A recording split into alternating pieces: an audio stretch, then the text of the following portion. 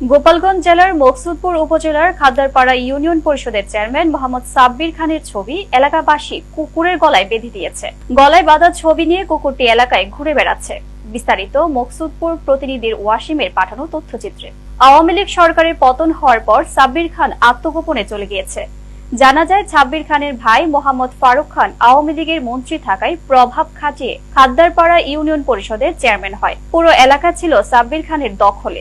মানুষকে বিনা কারণে অত্যাচার করত, মানুষের বসবাসের ঘর দরজা ভাঙচুর করত, মিথ্যা মামলা দিয়ে মানুষকে জেল জরিমানা করাতো। সাব্বির খানের একদল সন্ত্রাসী বাহিনী ছিল যারা সাব্বির খানের হুকুম মতো মানুষের উপর অত্যাচার নির্যাতন করত, মারপিট করে সাধারণ মানুষকে দেশ ছাড়া করত।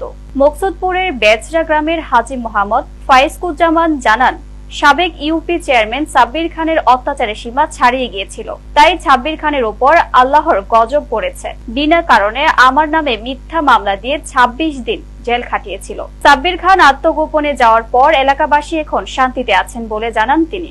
ওয়ালাইকুম রাহমাতুল্লাহি ওয়া বারাকাতুহু। প্রিয় মকসুদপুর এবং কাশিয়ানী সম্মানিত ভাই ও বোনদেরকে আমি বিনীতভাবে অনুরোধ করব, আপনারা দেশের যে পরিবেশ পরিস্থিতি হয়েছে সবাই শান্ত থাকেন। আমি ফাইকুজ্জামান ছোটখাটো ব্যবসা করি ঢাকায়। আপনারা ভালো করে জানেন যে আমার পরে কি অত্যাচার নির্যাতন জুলুম হয়েছে। মিথ্যে মামলা দিয়ে আমাকে জেলের ভিতরে রাখা হয়েছে। ২৬ দিন বিনা অপরাধে আমাকে জেল খাটতে হয়েছে। আমার বাড়ি সহ শত শত বাড়ি ভাঙচুর করে লুটপাট করে তছনছ করে দেওয়া হয়েছে। আমাকে সহ আমার এলাকার নিরীহ মানুষ তাদেরকে শত শত মামলা দিয়ে এলাকা ছাড়া করা হয়েছে। তারপরও আমরা আল্লাহর কাছে ধৈর্য ধারণ করেছি, আল্লাহর কাছে বিচার দিয়েছি। মহান আল্লাহ পাক এই জালেমের হাত থেকে, আমার এলাকার যে সর্বোচ্চ জালেম ছিল, এই জালেমের হাত থেকে আপনাদেরকে মুক্তি দিয়েছে, আমাকে মুক্তি দিয়েছে। আপনারা শান্ত থাকেন, আপনারা নীরব থাকেন। ইনশাআল্লাহ আল্লাহ যে বিচার করে সেই বিচার আমরা করতে পারবো না। আল্লাহর বিচার শুরু হয়েছে। আল্লাহ ইনশাআল্লাহ এই জালেমদেরকে আরো বিচার করবেন। আপনারা ধৈর্য ধারণ করেন, সবাই আপনারা নীরব থাকেন। আপনারা ফেসবুকের মাধ্যমে কাউকে ভুল বুঝাবুঝি করে গালাগালি ফস্তাবস্তি করে গুনাহগার হবেন না। আসলে প্রকৃতিকে বাটপার, চিটার, গাদ্দার, জুলুমকারী ছিল এইটা মকসুদপুর কাশিয়ানীর মানুষ জানে। আমি কোনো দল করি না, আমি কোনো দলের সমর্থকও ছিলাম না, তথাপিও আমাকে জামাত বিএনপি বানিয়ে আমার কুপুত্তলিকা দাহ করা হয়েছে।